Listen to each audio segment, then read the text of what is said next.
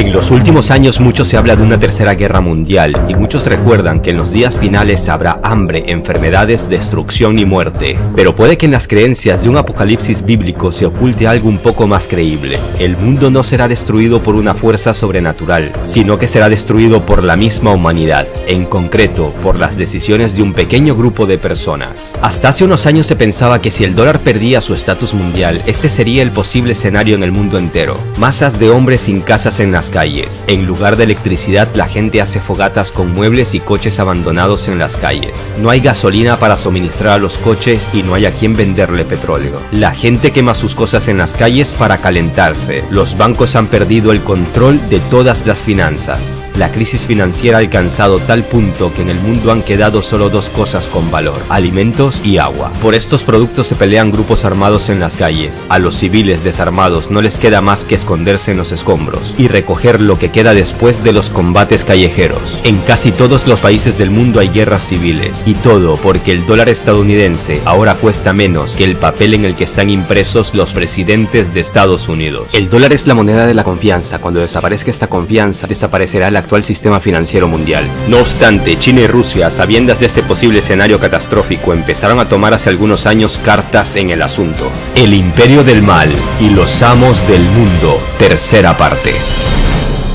En los primeros dos capítulos de esta serie te comentaba cómo el dólar ganó su estatus mundial y cómo Estados Unidos ha hecho hasta lo imposible para no perderlo. Y también hablamos de los casos Lincoln y Kennedy, donde quedó claro que aquel que tenga un poco de poder como un presidente de Estados Unidos y que se atreva a desafiar a la élite financiera terminará con un disparo en la cabeza. Te había prometido que en esta tercera parte hablaríamos de cómo Estados Unidos logra que ningún líder de ningún país se atreva a desafiar al dólar. Bueno, al menos hasta ahora, porque el mundo está cambiando muy rápidamente. Independientemente de tu ideología política, quiero que analices los hechos de forma objetiva. ¿Qué opinas del sistema de gobierno de Arabia Saudita, un país donde las mujeres casi que no valen nada? Un país donde se violan los derechos humanos no solo cada día, sino a cada hora, y que además es un país monárquico nada democrático. Entonces, si Estados Unidos se proclama defensor de los derechos humanos y amante de las democracias, ¿por qué no le lleva democracia a este país? ¿Qué diferencia tiene el rey árabe Salman bin Abdulaziz con Saddam Hussein, quien fue líder de Irak y cuyo país en la actualidad se encuentra en un caos gracias a las tropas de Estados Unidos? ¿Recuerda su juicio y cómo lo mataron? Exacto, lo condenaron a la horca. El por qué Estados Unidos no invade Arabia Saudita te lo conté en la primera parte, por el acuerdo de los petrodólares. Y ahora te refresco la memoria del por qué mataron a Hussein y a Gaddafi, pero te adelanto un dato: la hegemonía del dólar empezaba a estar en peligro gracias a estos dos líderes de Oriente Medio. Las 1000 mentiras de Estados Unidos para invadir Irak y matar a Hussein. Una de las causas por las que el mundo aún desea el dólar es debido a que para comprar o vender petróleo es necesario negociar con dólares estadounidenses. Sin embargo, Irak, uno de los países con las mayores reservas de petróleo del mundo, el 6 de noviembre del año 2000, anuncia al mundo que empieza a negociar su petróleo ya no en dólares, sino en euros. La fuerte depreciación desde entonces del dólar con relación al euro significaba que Irak obtenía unos buenos beneficios al cambiar la moneda de sus reservas y de sus transacciones. George Bush y su gobierno tenían motivos de sobra para preguntarse muy seriamente: ¿qué pasaría si la OPEP, la Organización de Países Exportadores de Petróleo, se pasa a negociar repentinamente al euro? Y la respuesta era muy sencilla: se desatarían todos los demonios del infierno al perder el dólar su estatus mundial. Con esta respuesta, la siguiente pregunta que se hacían en Washington era: ¿qué hacer? Pese a todos los esfuerzos de Estados Unidos de seguir influenciando con su poder en Irak, concluyeron que la guerra era el único paso para no perder su hegemonía mundial. En julio del 2002, Europa celebraba que su moneda, el euro, superaba el valor del dólar debido en gran medida a la desaceleración económica y los escándalos financieros que habían estado debilitando al dólar y a los mercados bursátiles de Estados Unidos. El pánico se apoderaba de Wall Street y de la Casa Blanca. Había que tomar medidas concretas, de inmediato. En septiembre del 2002, el vicepresidente de Estados Unidos, Dick Cheney, afirma: nosotros sabemos con absoluta certeza que Saddam Hussein está usando un sistema para adquirir el equipo necesario para enriquecer uranio y construir armas nucleares. Irak posee armas biológicas y químicas. Pero esto de las armas de destrucción masiva de Irak era solo una de las 1000 mentiras de Estados Unidos para invadir este país. Y así, en marzo del 2003, Estados Unidos invade Irak, y una de las primeras medidas económicas tomadas fue la de volver a convertir todas esas transacciones de euros a dólares. En junio de ese mismo año, Estados Unidos logró mantener el mercado con el dólar como moneda principal en los negocios de petróleo. Hussein fue juzgado y condenado a la horca en 2006. Pero Saddam Hussein no fue el único en enfrentarse al dólar. El siguiente caso no deja de ser menos impactante. No te vayas, quédate con nosotros. El otro líder que hizo temblar la economía de Estados Unidos. Todos han visto estas imágenes. Aquí se pueden ver los últimos segundos de vida del líder libio Muammar Gaddafi. En el 2011, casi todos los medios de todo el mundo publicaban la noticia asegurando que Gaddafi violaba los derechos en su país y que Libia necesitaba un poco de democracia. Pero en realidad su peor pecado fue enfrentarse al monopolio del dólar. Sabiendo que podía terminar como Hussein, Gaddafi empezó a promover una revolución del dinar, respaldado por oro en toda la Unión Africana. Me atrevería a decir que fue aún más valiente que Hussein, ya que no propuso negociar el petróleo en euros, sino en su propia moneda, el dinar de oro. El plan de Gaddafi de dejar de vender el petróleo en dólares y empezar a usar el dinar de oro habría devastado la economía estadounidense. Uno de sus primeros pasos fue impulsar la creación del Banco Central de Benghazi para lanzar el dinar de oro y trasladó a esa ciudad 150 toneladas del metal precioso. Al igual que pasó con Irak, Barack Obama y su gobierno tenían motivos de sobra para tomar medidas, y llegaron a la conclusión de que Libia necesitaba, al igual que el Irak de Hussein, un poco de democracia. Y fue así como Libia fue invadida por Estados Unidos y la OTAN, mientras que Gaddafi fue asesinado horriblemente en 2011 por los mercenarios de la Alianza Atlántica. La muerte de estos dos líderes de Oriente Medio, que dicho sea de paso están llenos de petróleo, permiten pensar que no en vano el presupuesto militar de Estados Unidos es de 610.000 millones de dólares. Lo que representa una cantidad mayor que la de los 7 países juntos que le siguen en el ranking. Y es que Estados Unidos necesita que en cada rincón del mundo sepan qué pasaría con ellos si llegan a desafiar la hegemonía del dólar.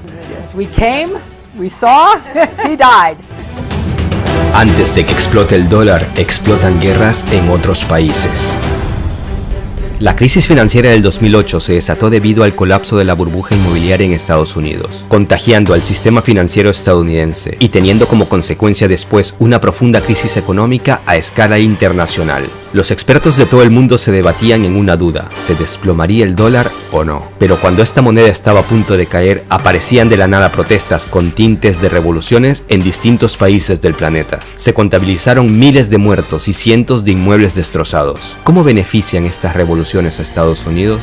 Pues primero desvían la atención mundial mientras ganan tiempo para recuperarse, y segundo, estas revoluciones terminan afectando la economía de estos países y por el contrario la estadounidense empieza a recuperarse. En el 2012 los expertos de todo el mundo otra vez coincidían que el dólar estaba a punto de explotar, pero cuando parecía que esta burbuja explotaría y se llevaría por los suelos el imperio estadounidense, la explosión ocurrió en otro continente, concretamente en Siria. Así fue como empezó la guerra más sangrienta de los últimos años, la guerra civil en Siria. En la actualidad, el país está convertido en ruinas. ¿A qué está dispuesto Estados Unidos para salvar el dólar? Mira estas imágenes que dieron la vuelta al mundo en 2014. En ellas se puede ver a la secretaria adjunta de Estados Unidos para Asuntos Europeos, Victoria Nuland, repartiendo galletas y pan en plena revuelta en Ucrania. 2 meses después, ella misma reconocía que Estados Unidos había gastado $5.000 millones para llevar la democracia a Ucrania. Ahora miren cómo el candidato a la presidencia y senador John McCain graba y toma fotos a los revolucionarios ucranianos. Que esta revolución se dirigía desde Washington no era un secreto para nadie. Por cierto, ¿se imaginan a Putin o algún político ruso participando de revueltas en otros países, como en las marchas independentistas en Cataluña o en protestas en Estados Unidos? Si lo hiciera, no me imagino lo que publicarían los medios occidentales. Pero sigamos, ¿para qué necesita Estados Unidos tener influencias en Ucrania? Miren el mapa.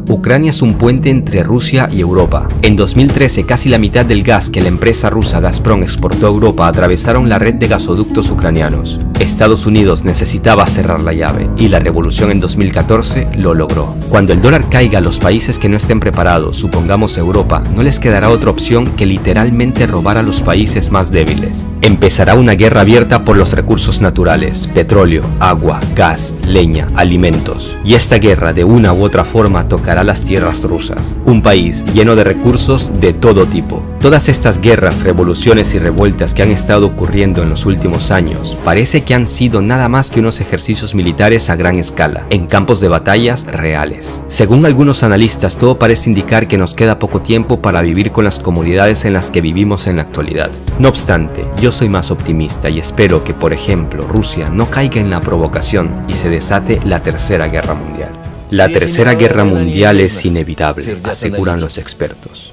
Y algo me dice que solo un ejército fuerte puede salvar a nuestro país de la desaparición. Nuestro ejército fuerte.